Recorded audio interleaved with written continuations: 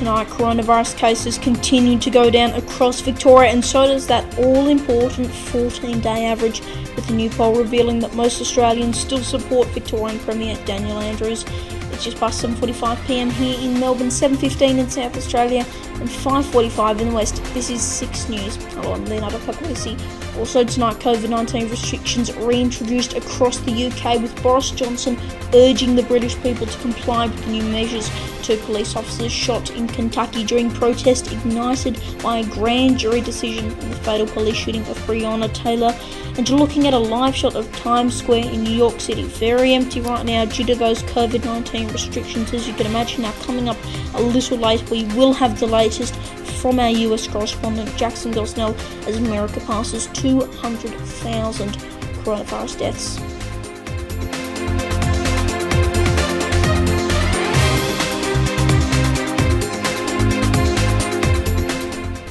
Good evening. Thanks so much for your company on this Sunday evening, on a very big day for all of us here at 6 News, a new era even. Now, we do have a new theme music, as you just heard in the opener there, and we also have plenty more news on the way, as well as plenty of US election coverage. We'll be talking about that a little later in the bulletin.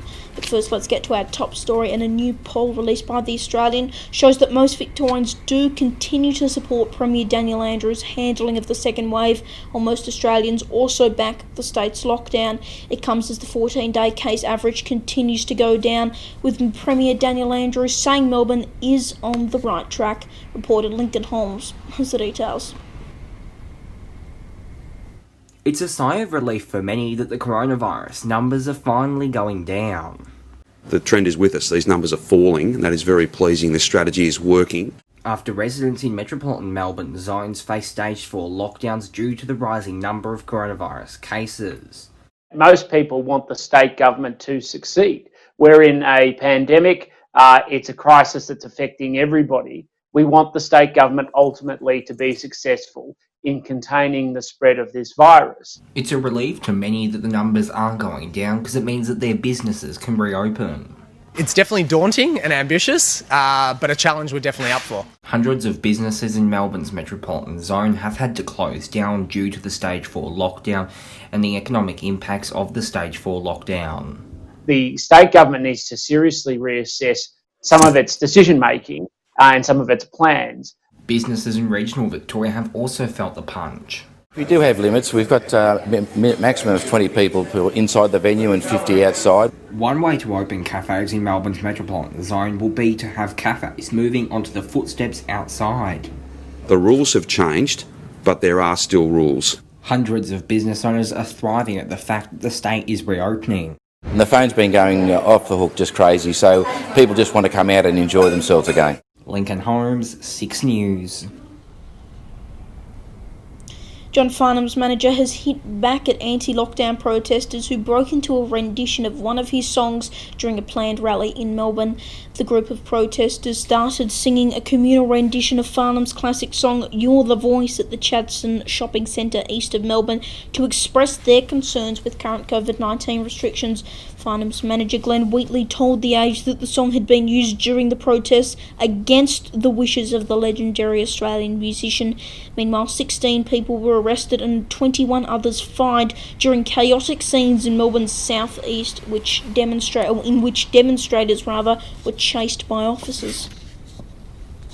My view is that people should obey the law, even if we disagree with the law. That's why my focus has been on whether the law is right, rather than specific, specific actions around an individual. And I think there is a serious need to make sure that the law is right, and people are able to debate that without having to put the rest of the community at risk. Witnesses say up to 100 demonstrators began their protest at the State Library, but soon moved to Elsternwick Park, where they were soon pursued by authorities. Queensland is set to reopen its border to even more parts of northern New South Wales, with Anastasia Palaszczuk announcing that the state's border bubble will soon include even more local government areas. Residents, including those living in Byron Bay, Lismore and Richmond Valley, will have to apply for a permit to travel between both states. It's hoped that more restrictions will also be eased in the coming days, with only a few cases currently active in Queensland. Meanwhile, South Australia has opened up their borders to New South Wales. Anyone travelling into SA other than those from Victoria are still required to complete an online approval form to enter the state. The UK's Prime Minister Boris Johnson has addressed the nation, urging people to comply with new COVID-19 measures.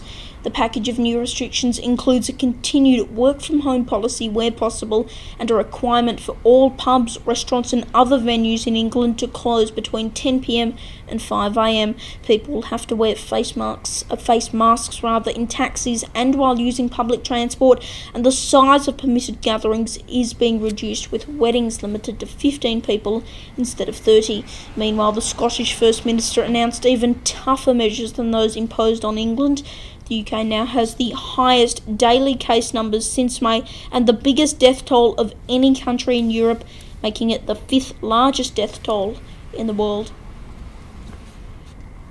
The US has passed another grim milestone at 200,000 coronavirus deaths.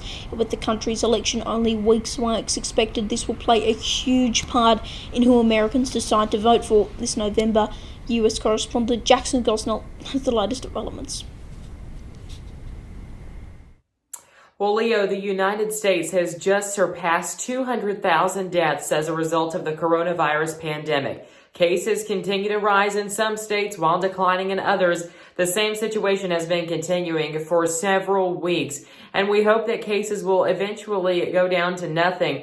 But of course, we have to wait on that pivotal vaccine that a lot of researchers say will be the key to limiting the spread of this virus.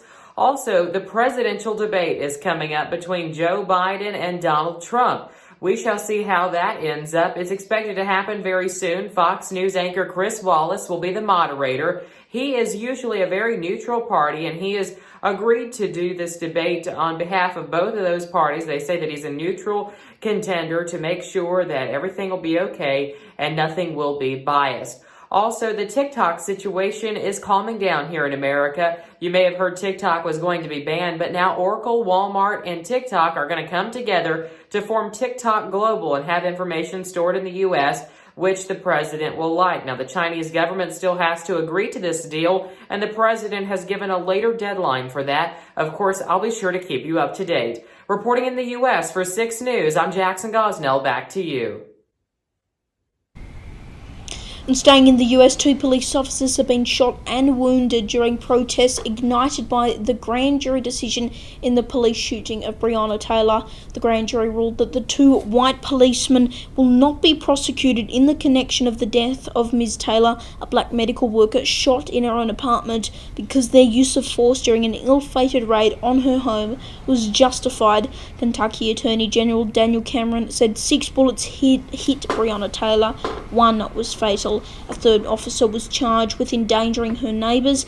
Meanwhile, the police chief says the 2 officers wounded were investigating reports of shots fired when they were hit by bullets, but he declined to give any further details. A federal judge has blasted Acting Immigration Minister Alan Tudge for leaving a man in immigration detention after he was granted a protection visa. Justice Jeffrey Fullick said Mr. Tudge had unlawfully deprived a person of his liberty and said his conduct exposes him to both civil and potentially criminal sanctions, not limited to a proceeding for contempt. The Sydney Morning Herald reports that the man arrived in Australia in 2012 and applied for a Safe Haven Enterprise visa in 2016, which is a 5-year visa that requires the holder to work or study in regional Australia to apply for another visa when it expires. A spokesperson for the Prime Minister's office says Scott Morrison is not going to comment on matters that may be subject to further proceedings and preempt their outcomes. to Western Australia now, and Bradley Robert Edwards has been found guilty of the murders of Kiara Glennon and Jane Rimmer, but not guilty of murdering 18-year-old Sarah Spears. The three women disappeared from the Perth suburb of Claremont in the mid-1990s. Supreme Court Justice Stephen Hall found Edwards, 51, willfully murdered 23-year-old Jane Rimmer and 27-year-old Kiara Glennon after taking him from the streets of Claremont late at night in 1996 and 1997, but he was acquitted of the murder of 18-year-old receptionist Sarah Spears, who was the first of the three women to vanish and whose body has never been found. Western Australian Premier Mark McGowan has made a desperate plea to Edwards, saying if he knows where Spears is, to please tell us. Addressing the media, WA Police Commissioner Chris Dawson said police would never give up on trying to locate Miss Spears' body. Westpac will have to pay more than $1 billion in penalties to the financial crimes watchdog after failing to stop transactions that funded child exploitation and terrorism. The country's second largest bank has agreed to pay the largest civil fine in Australian history after admitting to 23 million breaches of financial crime laws relating to international transfers and transactions that funded terrorism and human trafficking for years, resulting in a $1.3 billion fine. Westpac Chief Executive Peter King apologised for its failings relating to the historical transactions, which were not flagged as suspicious at the time. The bank has conceded to the total of number of breaches claimed by Austrac. Karl Stefanovic has revealed to 6 News what really happened when he abruptly ended a live interview with an anti-mask activist on the Today Show. The Logie Award winner responded to claims that the anti-masker had been set up and that he's against free speech. Chief reporter Jack Hahn has this exclusive story. It was the interview that went viral across Australia. I'm just over it. Karl Stefanovic dramatically pulling the pin on a live interview with a viral anti-mask activist who had posted footage of herself walking around a Bunnings breaking the mandatory mask order in place. The woman, Lizzie Rose, appeared on the Today Show the following day, but within 5 minutes of the interview starting, Stefanovic cut her off. You know what? I can't even listen to you anymore. Can I'm I so just sorry. put it to you, Karl? I can't even listen to you. I can't put it to you. You can't listen to me. Nah. That I have a medical exemption. Nah, it's wrong. I'm sorry. The reaction flooding in from social media was mixed, some praising the Logie Award winner host for cutting her off, while others questioned why the show had her on in the first place, accusing Today of setting her up. I thought we'd in some way, shape or form get to a reasonable excuse as to why she was doing that. Otherwise, we wouldn't have got her on in the first place. There's no reasonable explanation. None.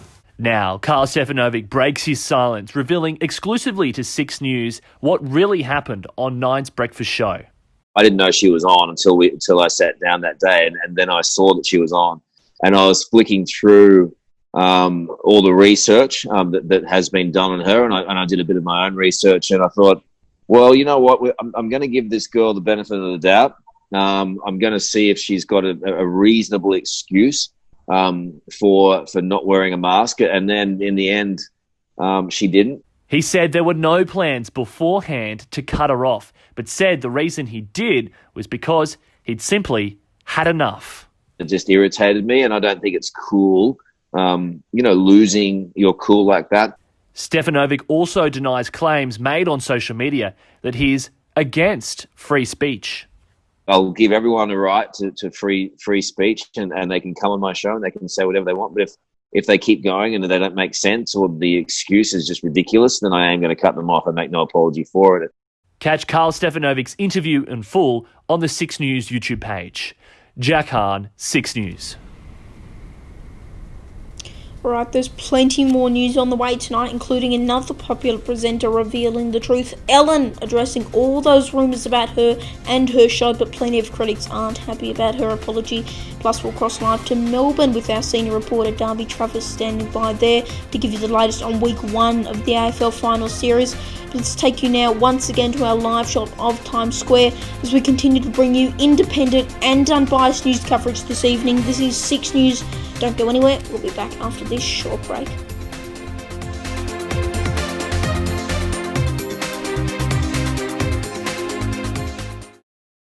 That story went round on late Saturday afternoon. It was broken on that website 6 News. He's only 12 years old, but already Leonardo Puglisi fronts his own news channel. That is incredible. Absolutely inspiring. Leo's fantastic. He's doing an amazing job. He's everywhere. He's breaking stories. That's pretty impressive, Leo. We love Leo. Now. We do. I might see him doing a bit more stuff on camera before too long. Very good at what you do, young man. What an amazing guy. This is your studio here. It's a pretty sweet setup you've got. We're following your story. We're rooting for you. He will be the next Karl Stefanovic. There's no doubt about that. Yeah, lovely to see you. And go hard.